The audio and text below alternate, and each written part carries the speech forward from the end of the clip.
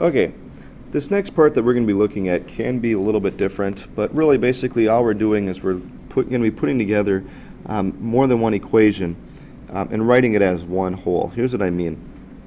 If we look at this graph over here that we looked at earlier in the year dealing with, I think it was Frank riding his bike to Chuck's house, there's no one equation that could represent this whole situation. It's a whole bunch. We would have one equation to represent this first part, then we have an equation here.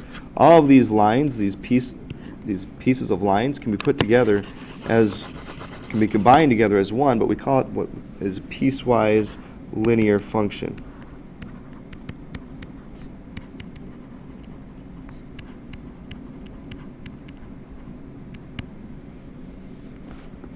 So that's what we're going to be working on, because again, there's no single equation that would work. Now, writing a function for piecewise linear graphs requires writing an equation of each line segment with a restricted domain. Now, we've done a little bit with restricted domains. The idea here is that you're focusing your domain on just the parts that you're actually using, not going infinitely in both directions, so not all real numbers. So we're going to write a piecewise linear function. They ask us to do that here for the first two segments. So I want a equation for this first part, and then I want an equation for this second part. So to start out with, using that first equation there, or the first part of the line segment, I can recognize that we can find the slope here. We know the y-intercept is at 0. So I'm going to put, because I want both of these in slope-intercept form. So I know this is the point 0, 0. And I'm going to assume that this is the point, it looks like it's halfway between 30 and 60. So I'm going to assume that that's the point 45 and a y-intercept of about maybe 6 there. So we're going to find an equation of a line going through those 2 points. So my first step is to figure out what my slope is. So my slope is going to be, well, 45 minus 0 is, 6 minus 0 is just 6. And then subtract the x's, 45 minus 0 for that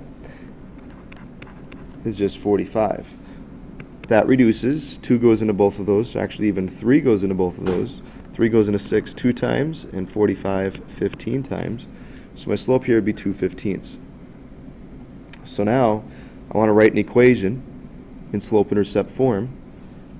So it would be the distance is going to equal my slope, which is 2/15, times t plus my y-intercept, which would be 0. So plus 0, or just leave it as d equals 2/15 t. That's my first equation. Now, we're not finished yet. We're going to tie this all together at the end, but my next step is to come up with an equation for the next segment. Well, the next segment is a horizontal line. So the equation of a horizontal line is in the form just y equals something. It's going to be y equals whatever the y-intercept is. The y-intercept here, if I were to extend this out, would be where y equals 6. Now, we're not using x and y here. We're using t and d, so that's going to be d equals 6. Now, if we hadn't known that, we could use slope-intercept form. You'd find that the slope here, because this would be the point where x is 60, y is 6, you'd find that the slope is 0. And if you looked at, again, where it crosses the y-intercept, we can see if we extend this line out, it'll go through where y equals 6. Or you could use point slope form, what we talked about earlier in this lesson, and you'd still end up getting the equation d equals 6. So now we have our two equations. Now what we're going to do is we're going to tie these together into one piecewise linear function. Now before actually we do that, let's go back and let's restrict the domain for these. Let's talk about what the domain would be for each of these situations. Because d equals 2/15 t, if I leave it like that, that would mean that it goes infinitely in both directions. Well, that's not the case. My domain for that goes from 0 to 45.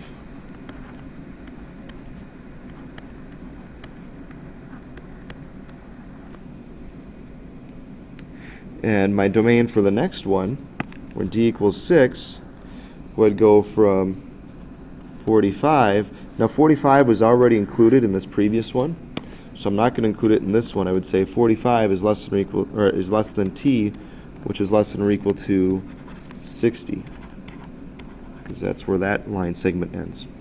So we look to see where the each line segment starts and ends, and that's going to be your restricted domain. So for this one, it's going to be d equals, I write it kind of weird, it's going to be d equals two pieces, 2/15 t, for when t goes from 0 to 45, and d equals 6 for when 45 is less than t, which is less than or equal to 60. So that's going to be your final answer. So again, what we have here is we have d equals two different equations. D equals 2/15 t and d equals 6, but we need to include what the restricted domain is. We're not going to do this whole thing just for time's sakes. This time we don't have a graph, but we're given a set of coordinates here and a set of coordinates here. We need to come up with the piecewise linear function. So it would be, for this first one, we'd find the slope. Well, 40 minus 0 is still 40. And 50 minus 0 is 50. And this reduces to, this reduces to 4/5.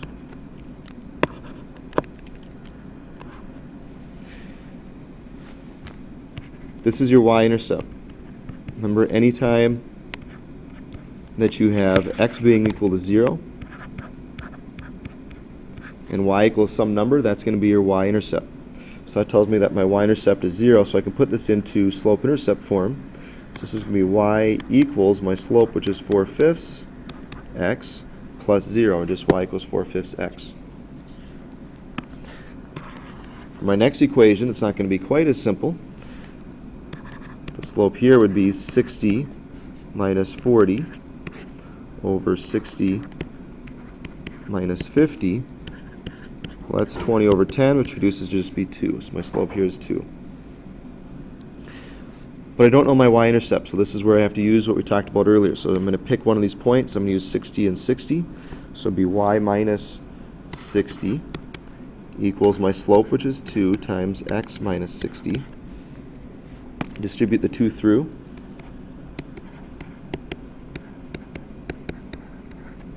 So you get 2x minus 120. And now I'm going to add 60 to both sides.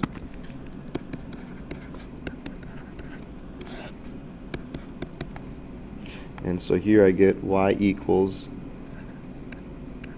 2x minus 60. Now again, we want to restrict the domain for each of these. So going back to this first one, the domain goes from 0 to 50.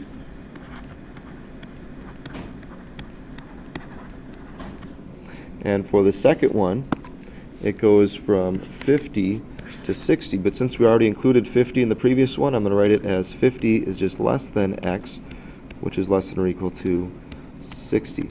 So now my final answer is going to be where I tie this all together to say y equals two equations. Y equals 4/5 x for when 0 is less than or equal to x, which is less than or equal to 50. And y equals 2x minus 60 for when 50 is less than x, which is less than or equal to 60. So this is how you do piecewise linear functions. Again, it's a little bit different from what we've done in the past. It's basically combining more than one equation onto one. The idea here is that our final answer will only have y equals, and we piece together the other parts with this bracket. So hopefully you understand that a little better, and good luck on your assignment.